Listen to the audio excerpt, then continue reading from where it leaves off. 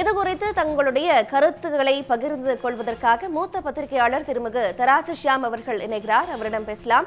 தராசு ஷியாம், வணக்கம். தற்போது திண்டுக்கல் சீனிவாசன் பேசியிருக்கிற காட்சிகளை நம்ம பார்க்கிறோம்.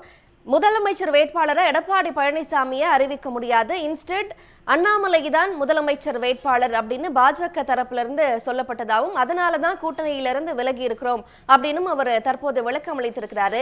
ஏற்கனவே பல சந்தர்ப்பங்கள்ல இதை பற்றி பேசியிருந்தாலும், கூட்டணி முறிவு பற்றி பேசியிருந்தாலும், இப்போதான் இந்த நியாயமான காரணத்தை அதிமுக தரப்புல இருந்து வரதை பார்க்க முடியுது.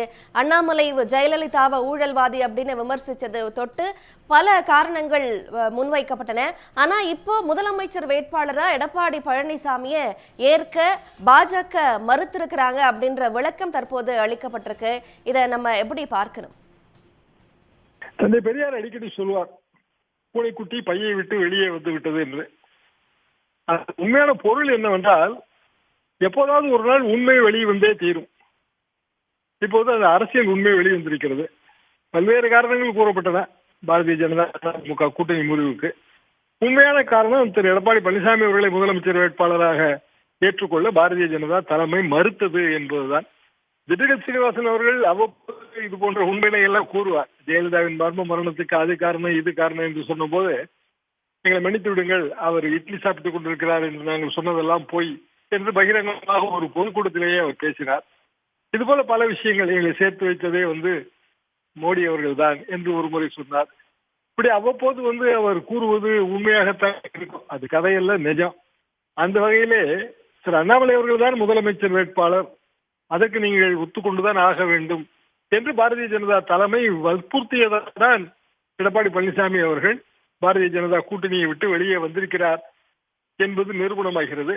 ஏற்றுக்கொள்ளத்தக்க ஒரு காரணம் தான். காரணம், வேறொரு கட்சியின் முதலமைச்சர் வேட்பாளராக அதிமுக, குறிப்பாக திராவிட கட்சிகளில் ஒரு பெரிய கட்சி, பல முறை தமிழ்நாட்டை ஆண்ட கட்சி, அது எப்படி கூற முடியும்? எனவே எடப்பாடி பழனிசாமி அவர்கள் இனிமேல் பாரதிய ஜனதாவோடு கூட்டணி இல்லை என்று சொல்வதும் அநேகமாக அது உண்மையாகத்தான் இருக்க வேண்டும். திண்டுக்கல் சீனிவாசன் கூறுவதிலும் முழு உண்மை இருக்கிறது என்றுதான் நான் நினைக்கிறேன். சார், எந்த அடிப்படையில அண்ணாமலையை முதலமைச்சர் வேட்பாளரா அறிவிக்க பாஜக முன் வந்தது? ஏன்னா தமிழ்நாட்டை பொறுத்த வரைக்கும் பாஜகவோட வாக்கு வங்கி சதவீதம் அப்படிங்கிறது மிக குறைவு. அதே நேரத்தில் அதிமுக ஒரு பிரதான எதிர்கட்சியாகவும் இருக்கு, 2 முறை ஆளும் கட்சியாக இருந்தது. ஆனா அண்ணாமலைய முதலமைச்சர் வேட்பாளரா தேசிய தலைமையான பாஜக கருதுறதற்கு முக்கியமான காரணமா என்ன பார்க்கணும்? தற்போதைய தலைமை பலவீனமாக இருக்கிறது என்று அவங்க நினைச்சிருக்கலாம். நீங்கள் கூறுகிறபடி அதிமுக 1977 87 வரைக்கும் ஆட்சியில் இருந்தது. அது எம்ஜிஆர் தலைமை. அதற்கு பிறகு 91 96 ஆட்சியில் இருந்தது. 2001 2006 ஆட்சியில் இருந்தது. 2011 2016 ஆட்சியில் இருந்தது. எல்லாமே ஜெயலலிதா தலைமை. ஜெயலலிதா மரணத்திற்கு பிறகு எடப்பாடி பழனிசாமி அவர்கள் முதலமைச்சர் பொறுப்புக்கு வந்தார்கள். ஆனால் அது கூட்டு பொறுப்பு. அதற்கு பிறகு அதிமுகவில் இருந்து பலரும் விலகி இருக்கிறார்கள். ஓ பன்னீர்செல்வம் முதல் டிடிவி வரை அதிமுகவின் ஓட்டு வங்கி சரிந்திருக்கிறது என்பது அனைவருக்குமே தெரிந்த உண்மைதான். அதிமுக எங்கு பலமாக இருக்கிறது என்றால் கொங்கு மண்டலத்தில், அது குறிப்பாக ஒரு குறிப்பிட்ட ஜாதி ஓட்டு வங்கி மற்றும் ஏற்கனவே இருக்கிற இயல்பான செல்வாக்கு.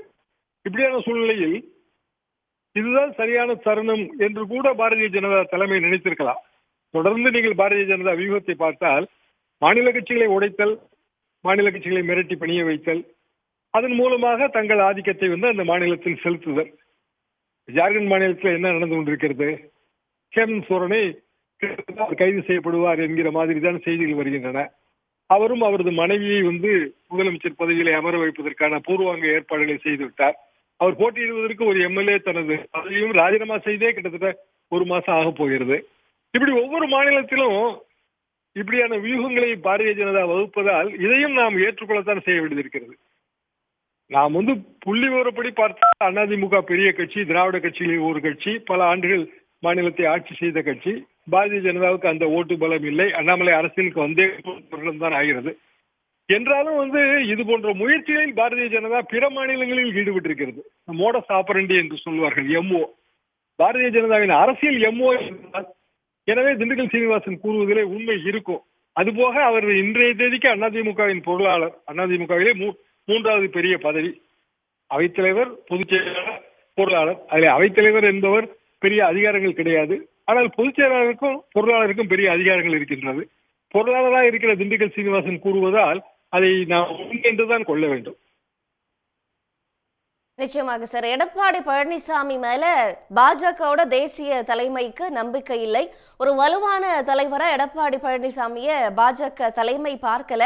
அதனால முதலமைச்சர் வேட்பாளரா எடப்பாடி பழனிசாமியை அறிவிக்க முடியாது அப்படின்னு JP நட்டா, அமித்ஷா உள்ளிட்டவர்கள் கருதி இருக்கலாம் அப்படின்னு உங்களுடைய கருத்தை பகிர்ந்து கொண்டிருக்கீங்க.